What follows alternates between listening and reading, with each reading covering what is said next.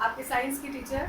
आज क्लास 6 का साइंस का सेकेंड चैप्टर जो बायोलॉजी का है, कंपोनेंट्स ऑफ फूड, उसको मैं डील करने जा रही हूँ। आपके चैप्टर का नाम है कंपोनेंट्स ऑफ फूड, ये बायोलॉजी में आता है। सबसे पहले मैं कंपोनेंट्स का मतलब आपको समझा दूँ। यहाँ मैंने छोटा सा लिखा हुआ है, कंपोनेंट्स का मतलब होता है पार्ट्स। नॉर्मली जो आप खाना खाते हैं घर में, फूड हमारे लिए इतना एसेंशियल है, जो प्रीवियस चैप्टर में आप देख चुके हैं, फूड हमारे लिए कितना इंपॉर्टेंट है, हमें एनर्जी देता है। और फूड को लेने के लिए आप डिफरेंट टाइप्स ऑफ आइटम्स खाते हैं, सुबह से लेकर शाम तक अलग अलग चीज़ें खाते हैं। नॉर्मल एक मील की बात करें हम, इसमें राइस, दाल, सब्जी, सैलड्स आते हैं। ये अलग अलग जो राइस, दाल, चपाती, वेजिटेबल्स, ये क्या हुए, आपके फूड के कंपोनेंट्स हुए। उसी को यहाँ पे डील करना है। आगे चल के कई सारे टॉपिक्स हमें मिलेंगे। सबसे पहला जो टॉपिक मैं जिसको बताने जा रही हूँ आपको, ये है न्यूट्रिएंट्स। क्या नाम है इसका? न्यूट्रिएंट्स। इसको डिफाइन किया है मैंने, the components of the food, भोजन का वह हिस्सा, that are needed by our body are called nutrients.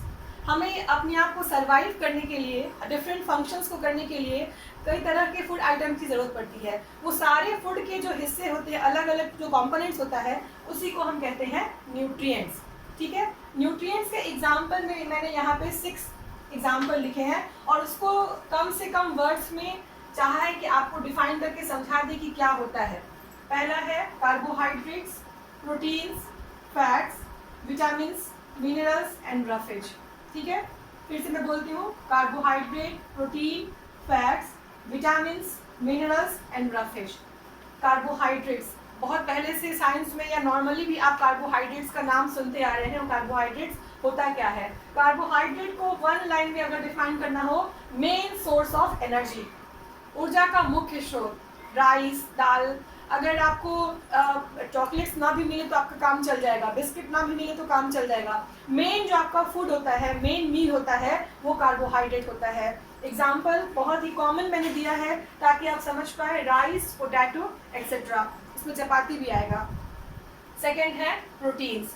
Proteins को हम क्या कहते हैं? बॉडी बिल्डिंग फूड कहते हैं ना। हॉर्लिक्स पीना है आपको, रोज दूध पीना है, आप ग्रोइंग एज में हैं, छोटा बच्चा से लेके 20 ईयर्स तक आपका बॉडी में नए सेल्स का निर्माण होते रहता है। आप ग्रोथ पीरियड में हैं। ग्रोथ आपका कब होगा? जब आपकी बॉडी में प्रोटीन रहेगा। और प्रोटीन का सबसे अच्छा स्रोत क्या है?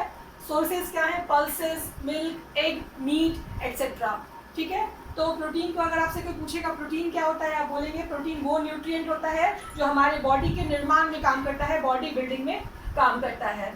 थर्ड आते हैं हम फैट्स पे। जितनी फैटी चीज़ें, चिप्स आप खाते हो जिसमें ऑयल हो, फूड का ऑयल कंपोनेंट्स जो होता है, ऑयली चीज़ें, बटर, घी, ऑयल, सारे क्या आते हैं? आपके फैट्स में आते हैं, oily component of the food. Example मैंने सबसे कॉमन दिया मस्टर्ड ऑयल, आप इसमें सोयाबीन ऑयल, ग्राउंडनट ऑयल, जितने तरह के ऑयल होते हैं वो आप समझ सकते हो। ये क्या चीज़ें हैं? फैटी है, फैट्स है।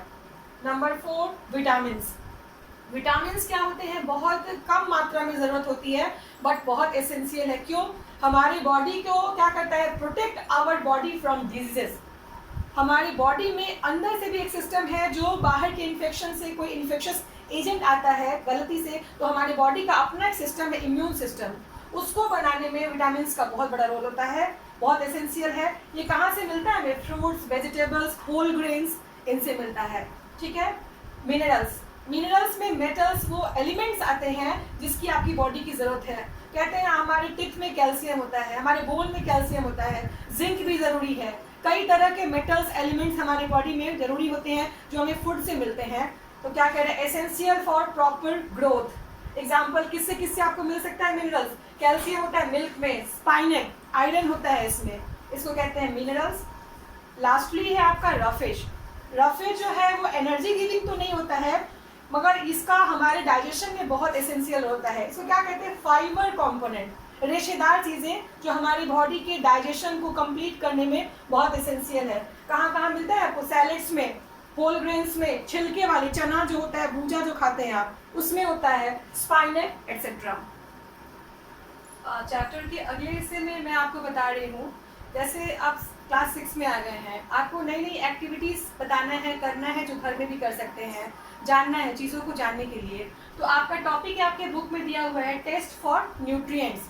कैसे हम जानेंगे हमारे फूड में कौन सा इंग्रेडिएंट है, किसमें कार्बोहाइड्रेट है, किसमें फैट है, किसमें प्रोटीन्स है। इसके लिए आपको अलग अलग तरीका बताया जाएगा, अलग अलग केमिकल्स बताए जाएंगे, जो एक्टिविटी से आप खुद ही बता सकते हो अपने लैब में जाके कि किस आइटम में कार्बोहाइड्रेट है, कहाँ प्रोटीन है, कहाँ फैट है। पहला मैंने लिया हुआ है टेस्ट फॉर स्टार्च। क्या लेना है आपको? We take some sources of carbohydrate. ठीक है, कार्बोहाइड्रेट जो स्टार्च जो होता है, स्टार्च को यहाँ मैं समझा दूं, ए फॉर्म ऑफ कार्बोहाइड्रेट। ये नहीं समझना कि स्टार्च क्या हो गया मैम, कार्बोहाइड्रेट का एक सोर्स है, एक रूप है स्टार्च।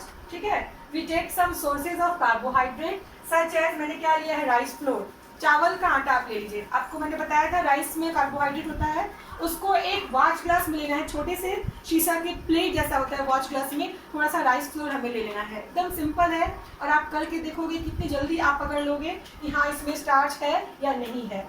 देन हमें क्या करना है, then we add some drops of iodine solution.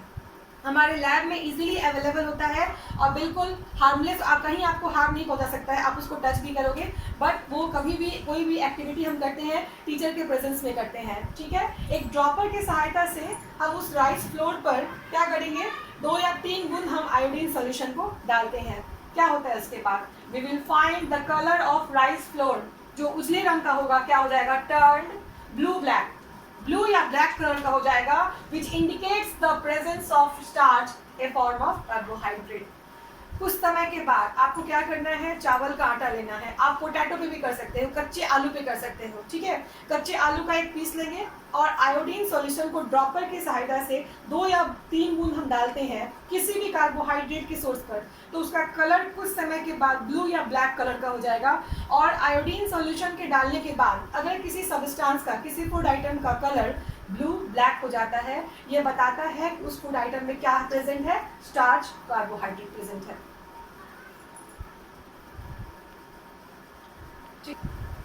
Second हम टेस्ट कर रहे हैं टेस्ट फॉर प्रोटीन का, एक अलग न्यूट्रिएंट का हम टेस्ट करने को सीख रहे हैं, आज जान रहे हैं। इसके लिए हमें क्या चाहिए, अगर प्रोटीन का टेस्ट करना है तो कोई एक ऐसी चीज़ लेंगे जिसमें प्रोटीन होता है। जैसे देखिए, we take small amount of any protein source like gram flour, चने का आटा ले लो, चने दाल का आटा ले लो, और सोयाबीन फ्लोर। सोयाबीन को यहाँ याद रखिएगा, soybean is the richest source of protein, बहुत ज़रूरी होता है। ठीक है, सोयाबीन फ्लोर इन ए वॉच ग्लास, हम पाउडर फॉर्म में ले रहे हैं, सॉलिड फॉर्म में ले रहे हैं। किसे, या तो हम चने की दाल का आटा ले लें या सोयाबीन का पाउडर ले लें, दाल ले लें, उसको एक वॉच ग्लास में ले लेना है। सेकेंड स्टेप क्या है, then we add 10 drops of water. इसको सॉलिड नहीं छोड़ना है, इसको हल्का सा पेस्ट के रूप में बनाना है। ठीक है, टू मेक पेस्ट, क्या किया आपने, 10 ड्रॉप उसमें पानी मिलाया ताकि वो पेस्ट के रूप में आ जाए, सॉलिड नहीं रखना है इसको। थर्ड स्टेप है, वहाँ पे हमने आयोडीन सॉल्यूशन को याद किया था, यहाँ आप एक नया नाम देखेंगे, सीखेंगे। Then we add 2 drops of, इस पर ध्यान दीजिएगा, 2 बूंद, 2 drops of copper sulphate, CuSO4। मैं भी समझाऊंगी, बिल्कुल नहीं घबराना है कि नया नाम क्या आ गया है। ठीक है, copper sulphate and 10 drops of solution of caustic soda, NaOH, sodium hydroxide. ठीक है, आपके बुक में ये एक्टिविटी मेंशन है, मैं उसको एक्सप्लेन कर दे रही हूँ। पहला आपको क्या लेना है, प्रोटीन का हम टेस्ट कर रहे हैं, एक वॉच ग्लास में किसी भी प्रोटीन के सोर्स को हमने लिया, मैंने यहाँ एग्जांपल लिया, चने की दाल का आटा लिया है या सोयाबीन फ्लोर, वॉच ग्लास में लिया। सेकेंडली हमने कुछ बूंद 10 drops, approximately 10 drops of water उसमें ऐड किया एक पेस्ट बनाने के लिए। Then we add 10 drops of water to make paste. Third, then we add 2 drops of, 2 बूंद से डालना है solution of copper sulphate. Copper sulphate किसको कहते हैं, CuSO4 को, हमारे लैब में इजीली अवेलेबल होता है। Cu एक एलिमेंट है, इसमें 4 चीज़ें आपको दिख रही, 3 चीज़ें, कॉपर, सल्फर, ऑक्सीजन।